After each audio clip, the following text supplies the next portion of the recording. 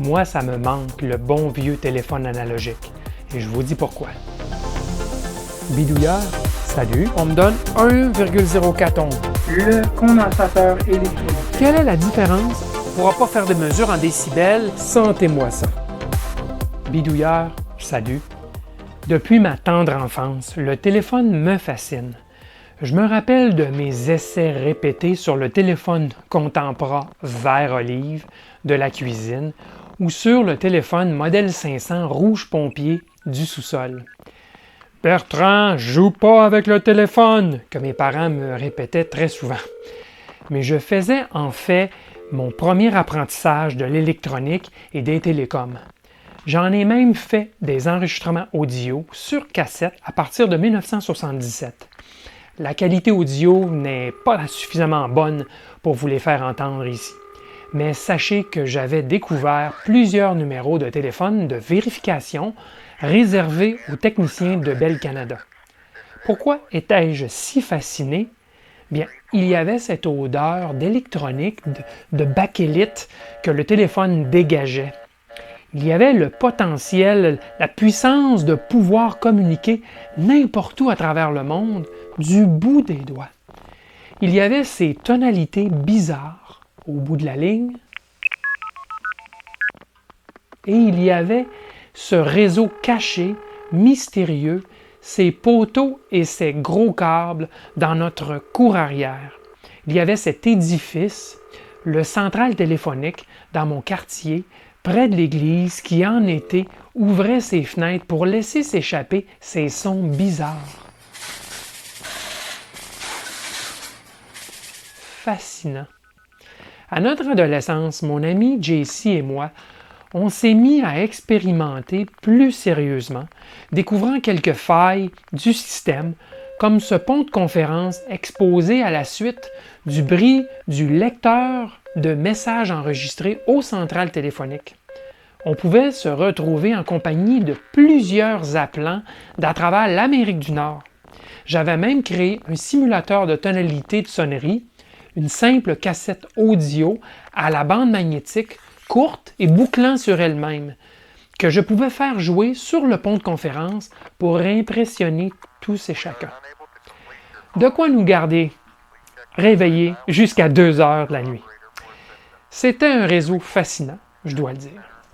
Laissez-moi vous faire entendre quelques échantillons sonores des années 70 et 80 trouvés sur Internet. Écoutez les bruits de communication, écoutez l'acheminement des appels, les interférences, la statique, écoutez le réseau vivant. Bonjour, good afternoon. Quel numéro vous avez composé? Le numéro de votre correspondant a été changé. Veuillez consulter l'annuaire ou le service des renseignements.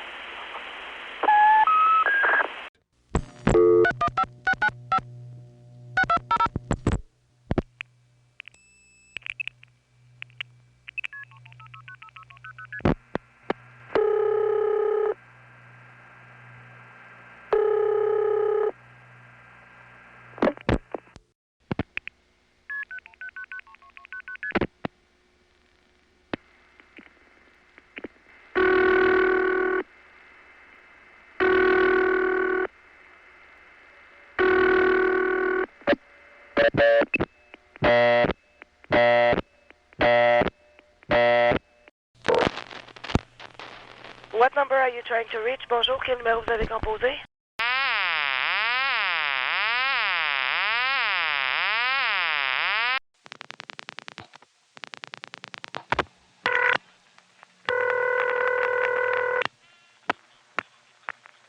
Je regrette, mais il n'y a pas de service au numéro que vous avez composé. I am sorry, there is no service for the number you have dialed. Bien, toute cette curiosité, tout ce plaisir m'ont mené à travailler dans la téléphonie, d'abord comme emploi d'été chez Bell Canada et par la suite comme ingénieur d'approvisionnement de centraux téléphoniques chez Northern Telecom, le fabricant de tous ces équipements qui m'ont tant fasciné quand j'étais jeune. Je pouvais maintenant accéder aux entrailles du téléphone, aux centraux téléphoniques, et oui, et admirer tous ces équipements gris qui s'étalaient sur des bâtis jusqu'à 4 mètres du sol, rangée après rangée après rangée. J'étais comblé.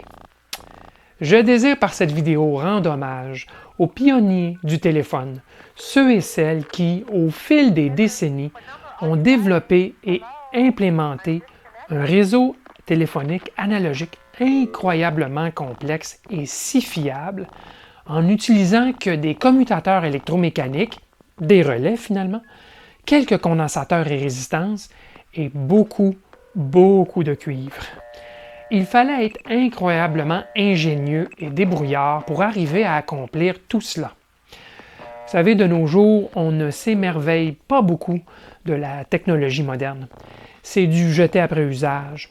Mais imaginez, ces vieilles technologies électromécaniques ont servi la société pendant plus de 70 ans avant d'être déclassées. Ma situation est un peu ironique, car mon premier poste chez Northern Telecom consistait justement à remplacer ces sexy commutateurs analogiques mécaniques par des commutateurs DMS100 entièrement numériques et à la sonorité ennuyante à mourir. J'ai donc contribué à l'extinction de la race analogique. Et, comme quoi on ne mord jamais la main qui nous nourrit. Que voulez-vous? On n'arrête pas le progrès. À la prochaine!